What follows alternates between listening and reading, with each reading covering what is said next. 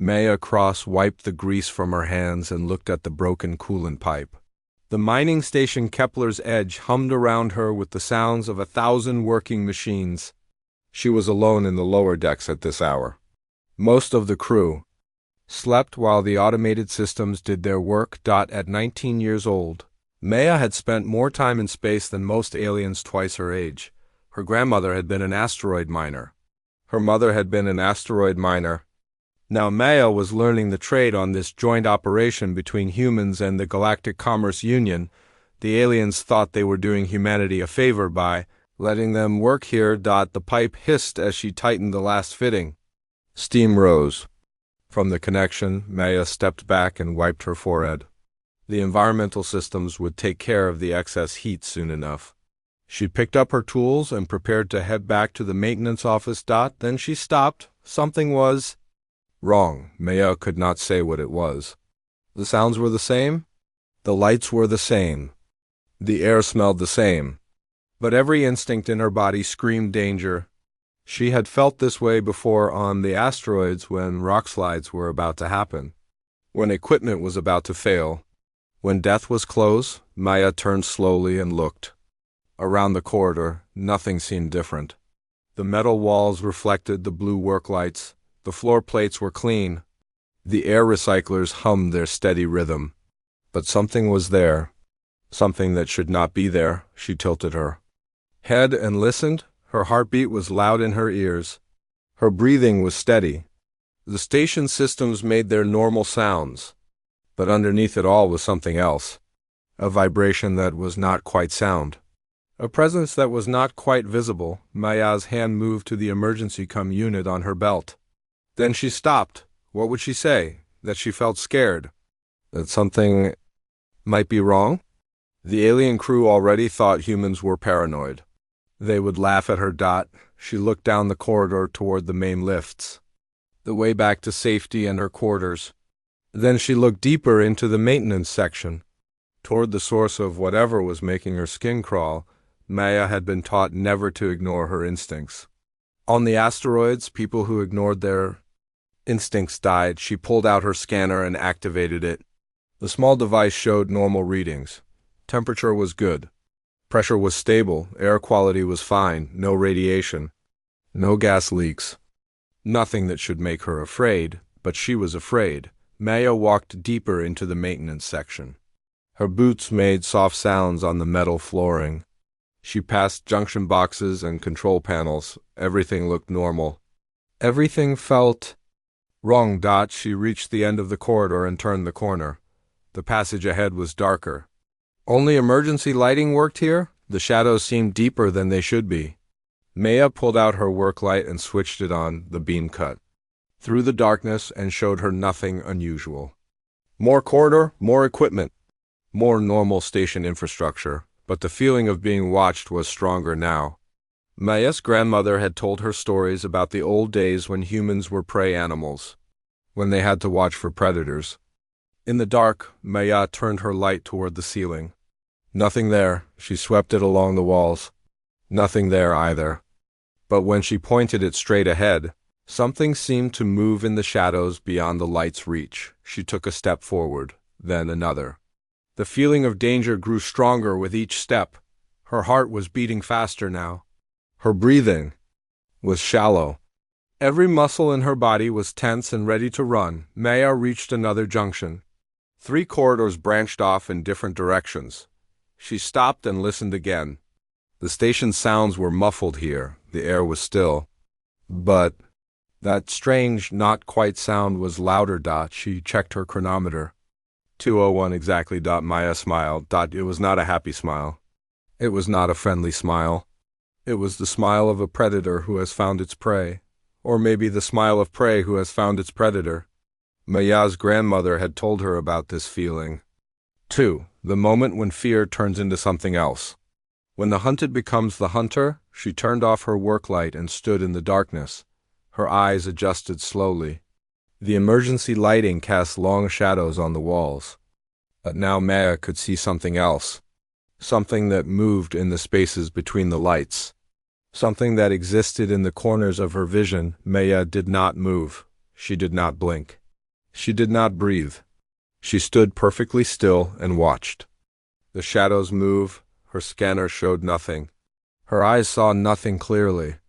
But her instincts told her everything she needed to know. She was not alone. Something was hunting on the station. Something that the scanners could not detect. Something that the other crew members had not noticed. Something that only a human from a death world could see. Maya's smile grew wider. She had found the enemy. Or maybe the enemy had found her? Either way, the hunt was about to begin. 3 minutes passed. Maya did not move. She barely breathed. She stood like a statue in the corridor and watched the shadows dance.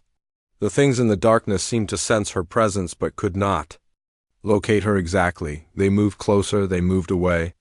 They tested the air like animals trying to catch a scent dot at 2:04 exactly. Maya was still standing in the same position. She had not moved a muscle. She had not blinked. She had not made a sound. To anyone watching, she would have looked frozen, dead, catatonic, but Maya was not frozen. She was hunting. Commander Thale found her there an hour later. The tall Centaurian had come looking for her when she failed to report back to the maintenance office. He found the human girl standing motionless in the corridor, staring at nothing. "Maya," he called out. "Maya, can you hear me?" She did not respond. She did not move. She did not even seem to breathe. Thale activated his cum unit. Medical Emergency and Maintenance Section 7. Human crew member appears to be in some kind of catatonic state. Dr. Kess arrived within minutes with a medical team.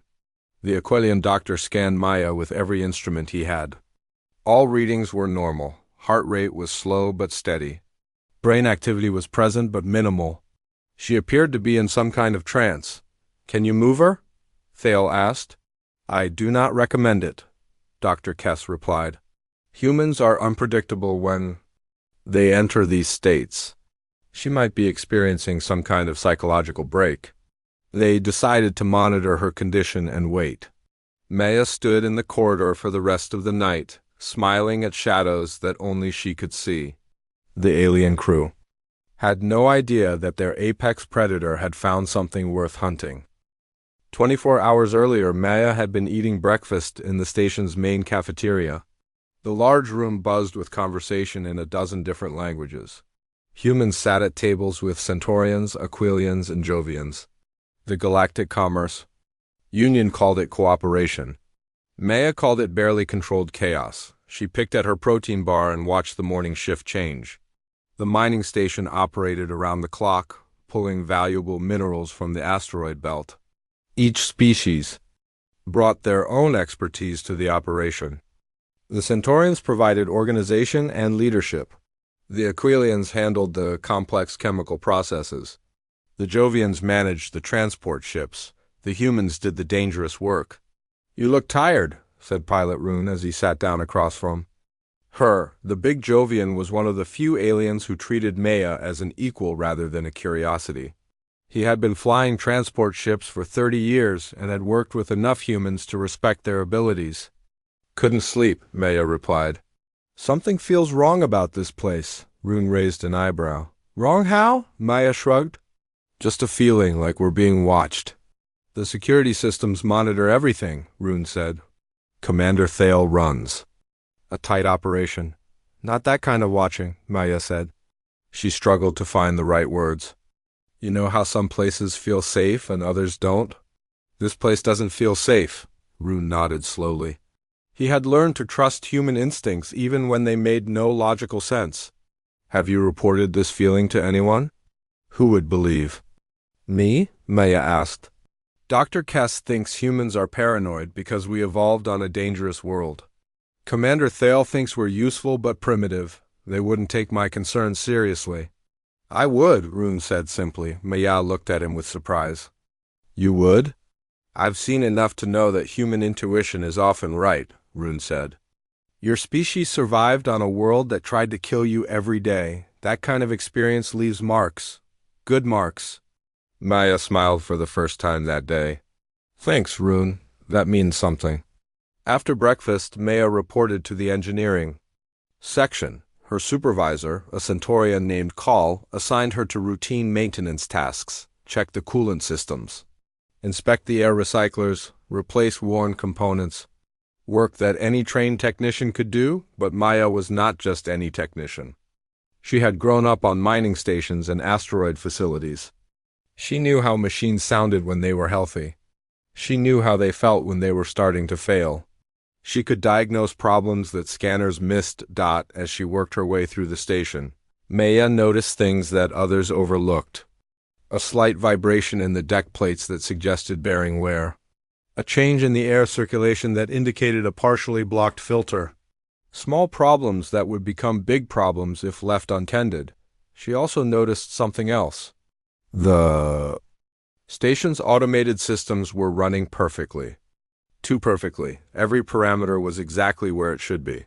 No fluctuations, no minor variations, no signs of the normal wear and random failures that plagued all complex systems. Maya had seen this before.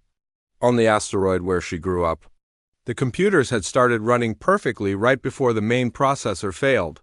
The system had been compensating for problems by working harder until it finally burned out. She pulled up the maintenance logs on her tablet. The station's systems had been running at optimal efficiency for the past 3 weeks. Before that, there had been the usual minor problems and repairs. But recently, everything had been working perfectly. Maya made a note to check the main computer cores during her next shift. If the system was overcompensating for hidden problems, they needed to find and fix those problems before something important failed. She was reviewing the logs when her unit chimed. A message from Pilot Rune asked her to meet him in the cargo bay. She finished her current task and headed to the meeting point. The cargo bay was busy with activity. Transport ships were loading and unloading supplies.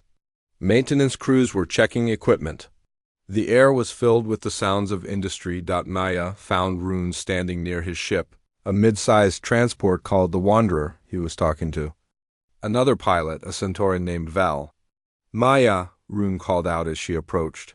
Vel has something interesting to tell you. The Centaurian looked nervous. I'm not sure it's important, he said. Probably just equipment problems. Tell her anyway, Rune said. Vel hesitated, then began to speak. I've been running supply routes between the mining stations in this sector. Over the past month, I've noticed something strange. 3 stations have stopped responding to routine communications. Maya felt a chill run down her spine. What do you mean, stopped responding? The automated systems still work, Vel said. Ships can dock, cargo can be loaded and unloaded. But the crews don't answer calls. When other ships arrive, they find the stations running normally, but the people are just standing around. Not working, not talking, just standing. Standing where? Maya asked. Anywhere. Corridors, control rooms. Cafeterias. They're alive, but they don't respond to anything. The visiting crews can't get any reaction from them. Maya's blood ran cold. What do the medical teams say? That's the strange part, Vel continued. The medical scanners show normal readings. Heart rate, brain activity, everything looks fine. But the people won't move or speak. They just stand there staring at nothing. Rune watched Maya's face carefully. You're thinking something. I'm thinking we need to check our own crew, Maya said. How many people work on this station? About 200, Vel replied. Why? Because if what you're describing is spreading from station to station, we might be next. Maya spent the rest of her shift observing the crew. She watched how people moved through the corridors. She listened to their conversations. She looked for signs of the strange behavior that Vel had described. Everything seemed normal. People went about their duties. They talked and laughed and complained about work. They ate their meals and attended their meetings. But Maya noticed something subtle. The conversations were shorter than usual. People seemed more focused on their tasks and less interested in social interaction. She also noticed that the automated systems were running even more perfectly than before. Every parameter was not just optimal, but exactly optimal. No variations at all. It was as if the computers were being controlled by something that demanded absolute precision. Maya made her way to the computer core to investigate. The room was filled with humming servers and blinking lights. She connected her tablet to the diagnostic port and began running tests. The results were disturbing. The computers were operating at 100% efficiency. No errors, no wasted cycles, no redundant operations. It was technically perfect and completely unnatural. Maya had never seen a computer system run this cleanly. There were always small inefficiencies, always minor variations, always signs of the random processes that made computers behave like living things rather than perfect machines. She was still analyzing the data when her unit chimed again. This time it was Commander Thale. "Maya, report to the bridge immediately." His voice said through the speaker. Maya gathered her equipment and hurried to the command center. She found Thale standing at the main console with Dr. Kess and several other senior staff members. They all looked worried. "Maya," Thale said as she arrived, "we've just received a distress signal from mining station Omega 7. They're reporting the same phenomenon that Pilot Vel described. The entire crew has become unresponsive."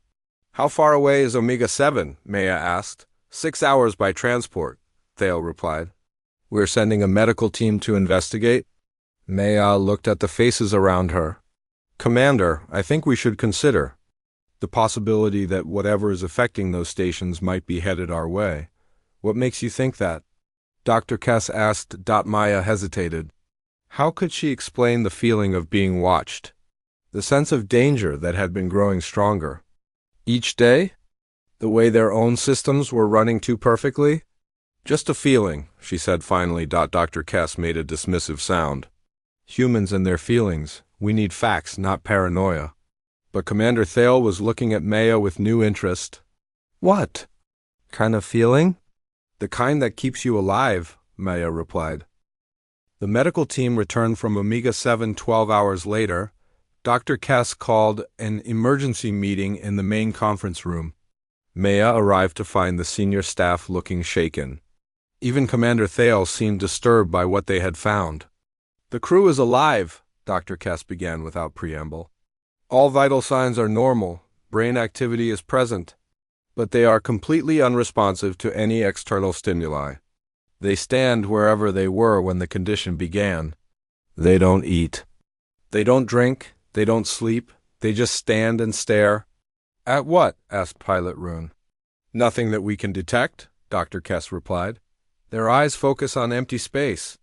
Sometimes they track movement that isn't there. It's as if they're seeing something we cannot." Maya felt her stomach clench. "How long can they survive like this?" "Unknown," Dr. Kess said. "The body's metabolic processes have slowed dramatically. They might last weeks in this state. Or they might simply shut down." Commander Thale activated the wall display. It showed a map of the mining sector with several stations marked in red. "We've confirmed similar reports from 5 other facilities. The pattern is clear. Whatever is causing this is moving from station to station in a systematic way." "What's the timeline?" Maya asked. "The first incident was reported 6 weeks ago," Thale replied. "Since then, a new station has been affected every 7 to 10 days. Based on the pattern, we estimate that Kepler's Edge will be the next target." The room fell silent. Maya looked around the table at her colleagues. These were intelligent, experienced people. They had dealt with equipment failures, medical emergencies, and natural disasters, but they had never faced anything like this. "What do we know about the cause?" Maya asked. Dr. Kess pulled up another display. "We've ruled out biological agents. No viruses, bacteria, or toxins. We've ruled out radiation exposure. We've ruled out chemical contamination. All conventional explanations have been eliminated. What about unconventional explanations?" Maya asked quietly. The room fell silent again. Finally, Commander Thale spoke. "What are you suggesting?" Maya took a deep breath. "I'm suggesting that maybe we're dealing with something that our scanners can't detect. Something that our science doesn't understand." "That's impossible," Dr. Kess said immediately. "Our instruments can detect any known form of matter or energy." "What if it's not a known form?" Maya replied. "What if it's something completely outside our experience?" "Human superstition, Doctor." Kess muttered. This is why your species was so slow to develop advanced technology. You see mysteries where logic should prevail? Maya felt anger flare in her chest. My species survived on a world that tried to kill us every day? We learned to recognize danger even when we couldn't explain it. Maybe that's not such a bad thing. Enough, Commander Thale said firmly. We need practical solutions, not philosophical debates. Dr. Kess, what are your recommendations? We should evacuate the station, Dr. Kess said. Remove all personnel to a safe distance and monitor the situation remotely. And abandon the mining operation? Thale asked. The Commerce Union would never approve that. Better to lose profits than to lose lives, Dr. Kess replied. Maya stood up suddenly. I need to check something. Permission to access the sensor logs? Thale nodded. Granted, but I want your report within the hour. Maya left the conference room and headed for the sensor control center. The room was filled with displays showing data from the station's various detection systems. External cameras monitored the surrounding space. Internal sensors tracked environmental conditions throughout the facility. She sat down at a workstation and began reviewing the logs from the past week. She was looking for anything unusual, any anomaly that might have been overlooked, any sign of the presence she had felt in the corridors. Most of the data was routine, ships arriving and departing, asteroid fragments drifting past, solar radiation levels fluctuating with the star's activity. But as Maya dug deeper, she found something interesting. The external cameras had been recording brief visual distortions. Shadows that moved independently of any light source. Shapes that appeared in peripheral areas of the camera's field of view. The automated systems had classified these as sensor glitches and filtered them out of the main displays. Maya pulled up the raw video feeds and studied them carefully. The distortions were subtle but consistent. They appeared most often during the night shift when fewer people were moving through the corridors. They seemed to concentrate around areas where the crew worked alone. She enhanced the images and applied various filters. The distortions became more visible. They looked like ripples in space itself, as if something was moving through dimensions that human eyes couldn't normally perceive. Maya felt her heart rate increase. This was what she had been sensing. This was the presence that had been watching the station. Something that existed in the spaces between normal reality. She saved the enhanced images and ran them through the station's analysis software. The computer couldn't classify what it was seeing. The shapes didn't match any known phenomena. They weren't mechanical. They weren't biological. They weren't energy patterns. They were something else entirely. Maya was preparing to take her findings to Commander Thale when her workstation chimed with an incoming message. It was from the automated monitoring system. Another mining station had just gone silent. She pulled up the communication logs and found the last transmission from Station Delta 12.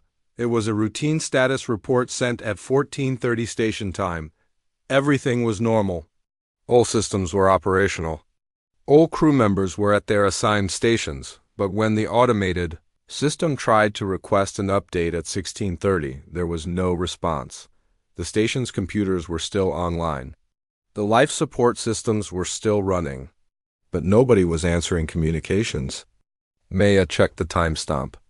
The station had gone silent exactly 3 hours ago. Based on the pattern, Kepler's Edge would be next. And based on her analysis of the sensor data, the attack was already beginning. She gathered her evidence and ran back to the conference room. The meeting was still in progress. Commander Thale was reviewing evacuation procedures when Maya burst through the door. I found them, she said breathlessly. I found what's been taking the stations. The room fell silent. All eyes turned to Maya as she connected her tablet to the main display. The enhanced video images appeared on the wall screen. These are shadows, Dr. Kess said dismissively. Sensor artifacts. No, Maya said firmly, these are real. They're moving through our space, but they exist somewhere else. Somewhere our instruments can barely detect. She played the video sequences showing the rippling distortions. They've been watching us, learning our routines, preparing for something. Preparing for what? Commander Thale asked. Maya looked around the room at the faces of her colleagues. I think they're preparing to feed. The words hung in the air like a physical presence. Nobody spoke, nobody moved. The only sound was the hum of the station's life support systems. Finally, Dr. Kess broke the silence. Feed on what? On us, Maya said quietly. On our minds, on our consciousness. That's why the crews are still alive but unresponsive. Their bodies are intact, but their minds have been consumed. That's impossible, Dr. Kess said. Consciousness isn't a physical thing that can be consumed. Isn't it? Maya challenged. What if consciousness is just another form of energy? What if these things have found a way to harvest it? Commander Thale was staring at the display with growing alarm. If you're right, then we're in immediate danger. We're already under attack, Maya said. The perfect efficiency of our computer systems. The subtle changes in crew behavior, the growing sense of being watched. They're not preparing to attack, they're already here. As if summoned by her words, the lights in the conference room flickered. The displays went dark for a moment, then came back online. But when they did, the images had changed. The security cameras throughout the station were showing the same thing. Crew members standing motionless in corridors, workrooms, and living quarters. They were alive but frozen. Their eyes were open, but seeing nothing. The attack had begun. Maya looked at the timestamp on the display. 2:01 exactly. The same time she had felt the presence in the maintenance corridors. The same time she had smiled at the shadows and prepared to hunt. But she hadn't been preparing to hunt them. She had been preparing to join them. The realization hit her like a physical blow. The entities weren't just consuming consciousness. They were converting it. Turning their victims into something else. Something that could exist in the spaces between dimensions. Maya felt the smile spreading across her face again. But this time she fought it. This time she remembered who she was and what she was fighting for. The hunt was about to begin. And Maya Cross, Deathworlder and Apex Predator, was not going to be the prey. The conference room erupted into chaos as the displays showed crew members freezing throughout the station. Commander Thale activated the emergency communication system, trying to contact the affected areas. No response came from any of them. Maya watched the screens with growing horror. The entities were moving faster than she had expected. Deck by deck, section by section, they were consuming the minds of everyone on the station. But the pattern was not random. They were targeting specific areas first. They're taking the command centers, Maya said suddenly. Look at the pattern. Bridge crew first, then engineering, then security. They're eliminating our ability to respond. Doctor. Kess was frantically checking his medical scanner. I'm not detecting any foreign organisms. No energy signatures, nothing that could cause this effect. Because they're not in our dimension, Maya replied. They exist in the spaces between. That's why our instruments can't detect them directly. Commander. Thale was trying to activate the station's lockdown protocols. The controls responded, but nothing happened. The security doors remained open. The isolation systems remained offline. Even the emergency beacon was silent. The computer systems are compromised, he said grimly. They're not responding to commands. Maya looked at the displays again. The entities were spreading systematically through the station, but they were avoiding certain areas. The maintenance tunnels, the emergency access routes, the places where humans had to work alone in dangerous conditions. They're afraid of something, she said. Look at the pattern. They're not going into the high-risk areas. Afraid of what? Thale asked. Maya thought about her time on the asteroids. About the places where humans went that other species avoided. The unstable mining shafts, the reactor cores, the places where one mistake meant death. They're afraid of chaos, she said. They feed on organized thought, on structured consciousness. But they can't handle randomness. They can't handle the kind of thinking that keeps you alive in dangerous places. She moved to the control console and began typing commands. I need access to the station's maintenance systems. All of them. What are you planning? Thale demanded. I'm going to give them what they can't digest, Maya replied. I'm going to fill this station with chaos. Her fingers flew over the controls. She activated emergency protocols that had never been used. She overrode safety systems that had been designed to prevent exactly what she was doing. She began turning the station's own systems against itself. The lights flickered as Maya rerouted power through non-standard pathways. The air circulation systems began operating in reverse. The gravity generators started producing random fluctuations. Everywhere she could create disorder, she did. "You're going to kill us all," Dr. Kess shouted over the alarms that were now blaring throughout the station. "Better than letting them eat our minds," Maya replied. She pulled up the schematics of the station's core systems. "I need to get to the main reactor. If I can create a feedback loop in the power grid, I might be able to disrupt their dimensional anchors." "The reactor is 20 decks down," Thale said, "through areas that are already compromised." Maya shouldered her emergency pack and checked her tools. "Then I guess I'm taking the scenic route." She headed for the emergency access hatch in the floor. The maintenance tunnels would be narrow, dangerous, and filled with hazards that could kill her if she made a mistake. In other words, exactly the kind of place where a Deathworlder would have an advantage. "Maya, wait," Thale called after her. "You can't do this alone." She paused at the hatch. "Commander, with respect, your people are designed for efficiency and order. Mine are designed for survival in chaos. This is what we do." Maya dropped through the hatch into the maintenance tunnel below. The space was barely wide enough for her shoulders. Pipes and conduits ran along the walls, carrying power and fluids throughout the station. The air was hot and humid from the environmental systems. She crawled through the tunnel, following the schematics in her head. The maintenance routes were not designed for comfort. They were designed for access in emergencies. Every few meters she had to squeeze around obstacles or climb over junction boxes behind her. The sounds of the station grew stranger. The normal hum of machinery was replaced by discordant notes as her sabotage took effect. The entities might be feeding on the crew's consciousness, but they were having trouble dealing with the chaos she was creating. Maya reached the first major junction and paused to check her position. According to her tablet, she was 3 decks down from the conference room, 17 more to go. She could hear movement in the corridors beyond the tunnel walls. But it was not the sound of crew members going about their duties. It was something else. Something that moved without making normal footsteps. She continued crawling through the tunnel system. The heat was getting worse as she descended toward the reactor levels. Sweat soaked through her clothes and made her grip slippery on the metal surfaces. But she pressed on. At the 5th deck, Maya heard something that made her blood freeze. Voices calling her name. But they were not quite right. The words were correct, but the tone was wrong. Too flat, too emotionless. As if someone was speaking. Without understanding what the words meant, the entities were using the compromised crew members to hunt for her. They knew she was the primary threat to their operation.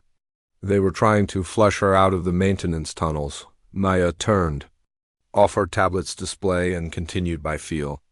The layout of the station was burned into her memory from years of maintenance work.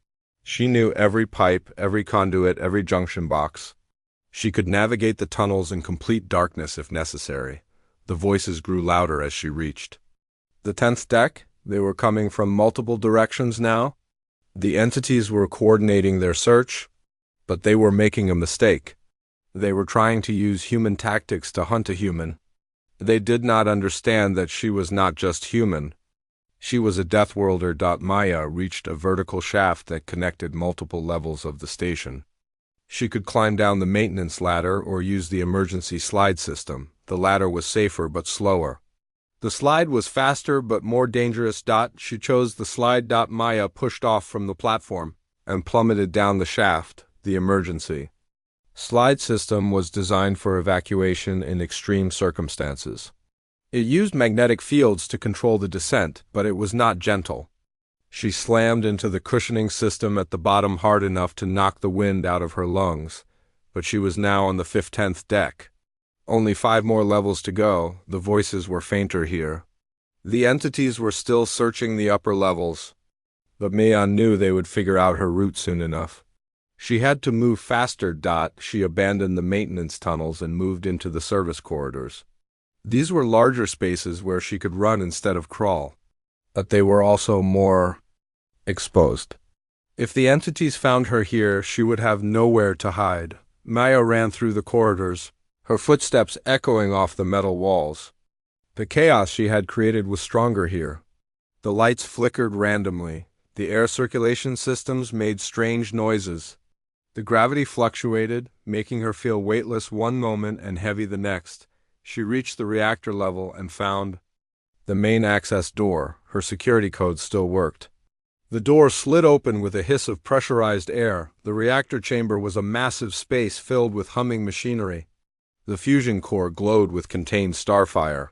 Control panels lined the walls, monitoring every aspect of the power generation process. This was the heart of the station, the source of all its energy. Maya ran to the main control console and began entering commands. She was going to create a feedback loop in the power grid.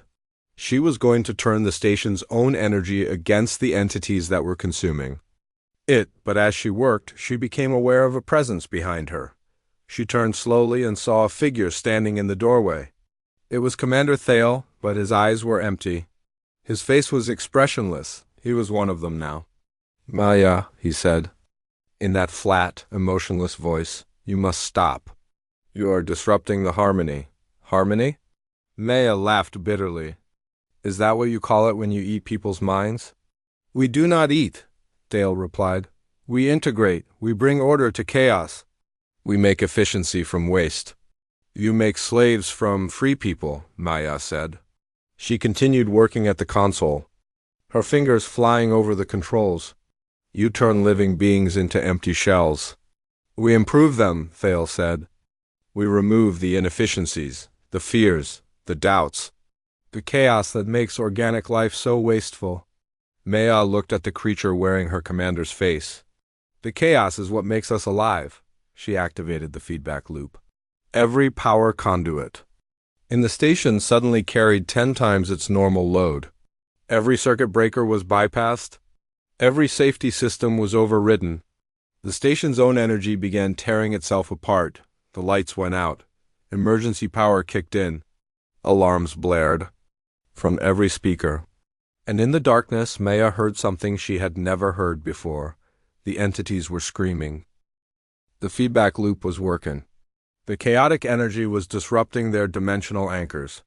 They were being pulled back to whatever space they had come from, but they were not going quietly. Maya felt the presence in her mind again. The same presence that had made her smile at 2:01, but this time she was ready for it. This time she fought back. The battle was not physical. It was fought in the spaces between thoughts, in the gaps between heartbeats, in the moments between breaths. Maya's consciousness wrestled with something that existed outside normal reality.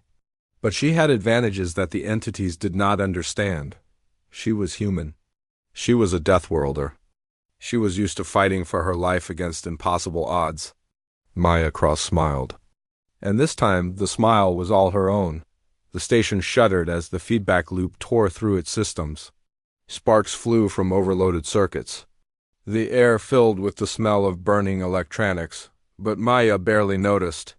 She was fighting a battle that existed in dimensions her eyes could not see. The entity in her mind was vast and ancient. It had consumed the consciousness of countless beings across the galaxy. It had turned entire civilizations into empty husks. It expected Maya to be just another easy meal. It was wrong. Maya's consciousness was not the organized, efficient pattern that the entity was used to consuming. It was chaotic. It was unpredictable. It was shaped by generations of survival on a world that had tried to kill her ancestors every single day. When the entity tried to impose order on her thoughts, Maya let them become more chaotic. When it tried to drain her emotions, she flooded it with the raw terror and rage that had kept humans alive for millions of years. When it tried to make her stand still like the other victims, Maya began to move. She ran through the reactor chamber, her feet carrying her around the massive machinery. The possessed Commander Thale followed, but his movements were mechanical and predictable. The entity controlling him was having trouble adapting to the chaos that Maya was creating. "You cannot resist," Thale said in that emotionless voice. "We have consumed civilizations. We have absorbed the greatest minds in the galaxy. You're just one primitive creature from a backward world." Maya laughed as she dodged around the power conduit. "That's where you're wrong. You've been eating civilized minds, organized minds. Minds that were designed to work together and follow rules. You've never tried to eat a mind that was designed to survive alone." She reached the main power coupling and began rerouting more energy into the feedback loop. The station's lights flickered faster, the gravity fluctuated wildly. The air circulation systems began producing random pressure changes that made her ears pop. The entity in her mind recoiled from the growing chaos. It was losing its grip on the station's systems. More importantly, it was losing its grip on the crew members it had possessed. Maya could hear voices in the corridors, real voices. People calling out in confusion and fear as their minds were suddenly freed. "You're killing us both," Thale said. His voice was still flat, but Maya could hear something else underneath it. Panic. The entity was afraid. "Good," Maya replied. She activated another power coupling. "Better to die free than live as a slave." The feedback loop reached critical levels. The station's fusion reactor began producing energy fluctuations that created ripples in space itself. The boundaries between dimensions became unstable. The entities were being pulled back to wherever they had come from, but they were not going quietly. Maya felt the full weight of the entity's consciousness pressing down on her mind. It was no longer trying to consume her gradually. It was trying to overwhelm her completely. To crush her identity and replace it with emptiness. She fought back the only way she knew how.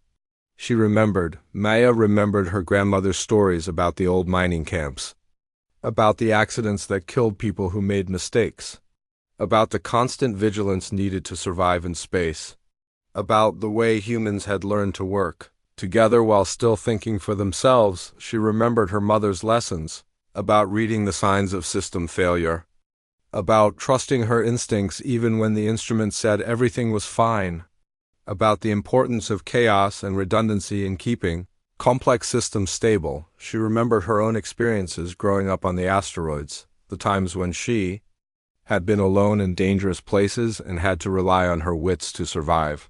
The feeling of being hunted by forces beyond her control. The moment when fear transformed into determination. The entity recoiled from these memories. They were too chaotic, too individual, too human. It could not process experiences that were based on independence rather than cooperation. It could not consume a mind that had been shaped by millions of years of solitary survival. Maya pressed her advantage. She opened her consciousness to the entity and let it see what it was trying to consume. She showed it the full reality of human existence. The violence, the creativity, the stubborn refusal to give up even when facing impossible odds. The entity screamed again. This time, Maya could hear it with her ears as well as her mind. The sound echoed through the station like feedback from a damaged speaker. It was the sound of something that had never known pain. Suddenly experiencing agony, the possessed Commander Thale collapsed to his knees. His eyes cleared for a moment, and Maya saw the real Thale looking out at her with confusion and gratitude. Then his eyes rolled back and he fell unconscious. Maya felt the entity's grip on her mind weakening. The feedback loop was working. The chaotic energy was disrupting the creature's ability to maintain their presence in this dimension. They were being forcibly ejected from the station, but Maya was not finished. She had learned something important during the mental battle. The entities were not just feeding on consciousness. They were converting it, turning it into something that could exist in their dimension. They were building an army of enslaved minds. Maya could not let them escape to try again somewhere else. She had to find a way to stop them permanently. She ran to the main control console and began entering new commands. Instead of just creating chaos, she began creating a specific pattern, a pattern based on human brainwave activity. A pattern that would be toxic to creatures that fed on organized thought. The station systems responded to her commands. The feedback loop changed frequency. Instead of random chaos, it began producing the complex rhythms of human consciousness. The patterns of thought that had evolved on Earth's dangerous surface, the effect was immediate. The entity's scream became a shriek of pure terror. Maya felt its presence in her mind crumbling like a house of cards in a hurricane. It was being destroyed by the very thing it had tried to consume. The lights throughout the station began to strobe in sync with the new pattern. The gravity fluctuations took on a rhythm that matched a human heartbeat. The air circulation systems began producing pressure waves that sounded like breathing. Maya had turned the entire station into a giant brain. A chaotic, unpredictable, thoroughly human brain. And the entities could not survive in that environment. One by one, she felt their presences disappearing. They were being pulled back to their own dimension, damaged and defeated. The crew members they had possessed began to wake up, confused but free. Maya stood in the reactor chamber, surrounded by the humming machinery, and felt the last of the entities fade away. The battle was over, the station was safe, the crew was free. But as the adrenaline faded from her system, Maya realized something.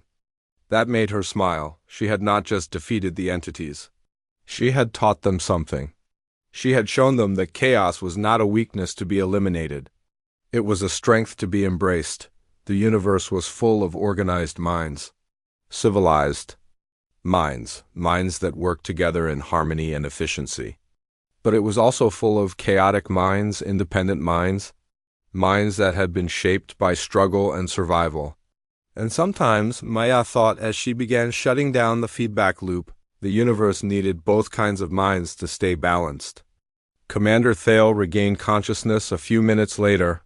He looked around the reactor chamber with confusion, then focused on Maya with growing understanding. "You did it," he said simply. "You saved us all."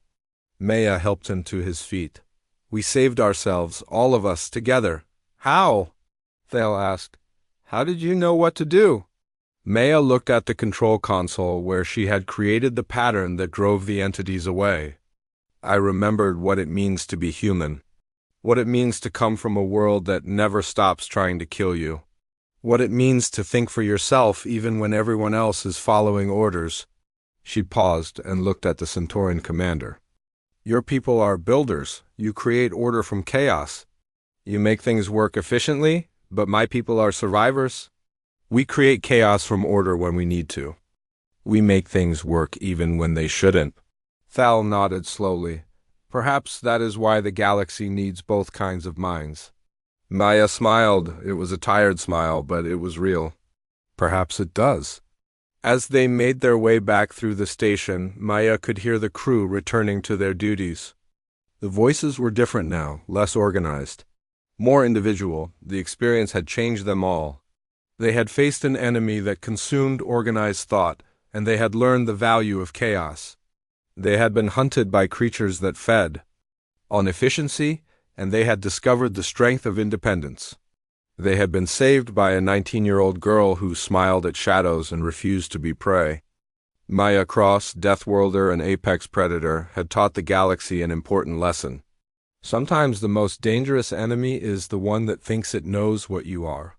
And sometimes the most effective weapon is the one that nobody expects you to use. In the end, it was not humanity's technology that saved them. It was not their organization or their efficiency. It was their chaos, their independence, their stubborn refusal to give up even when facing impossible odds. It was the thing that made them human. And that, Maya thought as she finally headed back to her quarters to get some sleep, was something worth smiling about.